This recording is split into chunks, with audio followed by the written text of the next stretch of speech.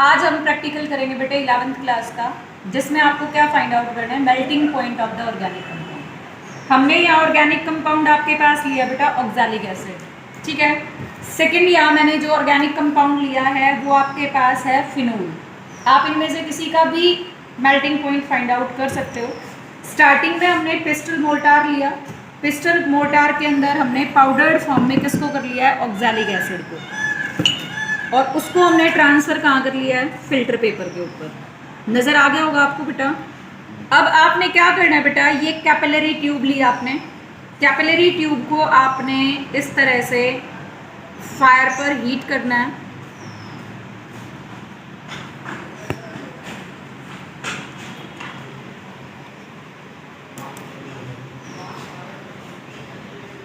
और इस तरह से आपने इसके एंड को क्लोज कर लेना है।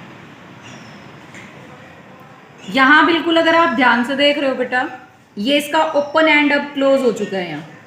यहाँ एक बल्ब लाइक सा स्ट्रक्चर नजर आ रहा है सभी को। तो आपके पास अब ये कैपिलरी ट्यूब बन के तैयार हो गई। ये वाला इसका ओपन एंड है और नीचे वाला क्लोज्ड एंड है। अब आपने क्या करना है बेटा, फिल्टर पेपर में से इस कैपिलरी ट्यूब के अंदर इस ऑर्गेनिक कंपाउंड को फिल करना है। थोड़ा सा लिया और इसको इस तरह से नीचे की तरफ टैप करेंगे ताकि ये नीचे चला जाए इसमें सॉलिड कंपाउंड जो आपके पास है। जब तक मैं इसको फिल कर रही हूँ बेटा, आप में से कोई बच्चा बताओ मेल्टिंग पॉइंट होता क्या है? What do you mean by the melting point? किसी पॉइंट पर जाकर जी वो मेल्ट हो जाए। हाँ, वो टेम्परेचर जिस पर कोई सॉलिड सब्सटेंस मेल्ट होना स्टार्ट होता है उसको हम क्या नाम देते हैं, उसका मेल्टिंग पॉइंट, ठीक है। अब जैसे मैं इसके अंदर ऑक्सैलिक एसिड को फिल कर रही हूँ तो ऑक्सैलिक एसिड का मेल्टिंग पॉइंट कितना होता है, 101 डिग्री, 101 डिग्री होता है, ठीक है। पोज कर दे भाई बेटा। इस तरह से आपने सॉलिड को कैपिलरी के अंदर फिल कर लेना है। नज़र आ रहा होगा आपको, थोड़ा सा तो ये ऊपर की तरफ है और थोड़ा सा बिल्कुल नीचे इसकी बॉटम पे जा चुका है। उसके बाद बेटे आपने कैपिलरी ट्यूब को इस तरह से थर्मोमीटर के साथ बांध देना है with the help of the thread, और फिर आपने इसको क्लैंप स्टैंड में इस तरह से लगा देना है। लगा दो बेटा।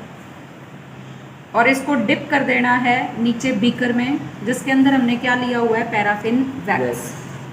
एक चीज़ ध्यान रखनी है बेटा, जो आपका थर्मोमीटर है वो इस बीकर की ना तो इधर बाउंड्री पे टच होना चाहिए ना नीचे बॉटम पे टच होना चाहिए। वो सिर्फ कहाँ पर डिप होना चाहिए, in the paraffin wax. Clear है? डायरेक्ट जो आपकी हीट होगी, फ्लेम होगी, वो किस पर नहीं आनी चाहिए, आपके पास थर्मोमीटर पर, ठीक है। और आपने क्या करना है, इसको स्लोली हीट करना है और इस तरह की आपने इसकी एडजस्टमेंट बिठानी कह दिया।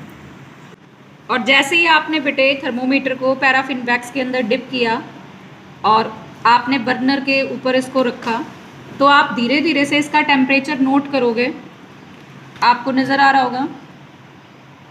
और साथ ही साथ स्टरर की हेल्प से आप पैराफिन वैक्स को हल्का हल्का सा रोटेट करते रहोगे ताकि जो हीटिंग है वो कॉन्टिन्यूस मिले और ये यूनिफॉर्मली गर्म होता रहे।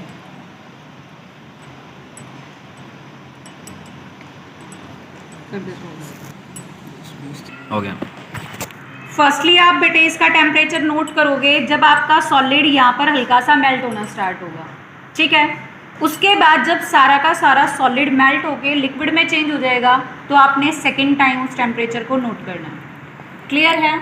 मान लिया आपके पास T1 यहाँ पर टेम्परेचर कितना आ जाता है, नियर अबाउट 95, और जैसे ही ये सारा सॉलिड मेल्ट करेगा तो टेम्परेचर आपके पास कितना आ जाएगा, 100 के आसपास या 101 के आसपास।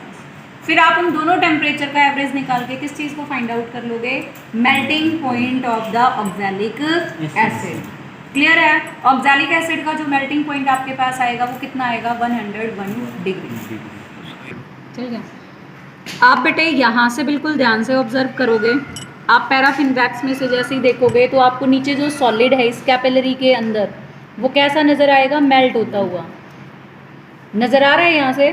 Yes ma'am. तो पहले जो यहाँ सॉलिड था वो मेल्ट हो गया और जैसे जैसे ये कंप्लीट सॉलिड मेल्ट हो जाएगा तो आपके पास क्या आ जाएगा, melting point of the oxalic acid. अगर आप यहाँ टेम्परेचर को नोट कर रहे हैं तो टेम्परेचर की रीडिंग कहाँ तक गई है बेटा, रीड करके बताओ कितनी है बेटा, 85 डिग्री तक चली गया। मीन्स हमारा जो इनिशियल टेम्परेचर आया वो कितना आया है, 85 डिग्री सेल्सियस। अब हमें वेट करना है कि कब ये कंप्लीट सॉलिड आपका किस में चेंज हो जाएगा, लिक्विड के अंदर। क्लियर है? दोनों टेम्परेचर का एवरेज करोगे और एवरेज टेम्परेचर किस चीज़ को शो करेगा, melting point of the oxalic acid.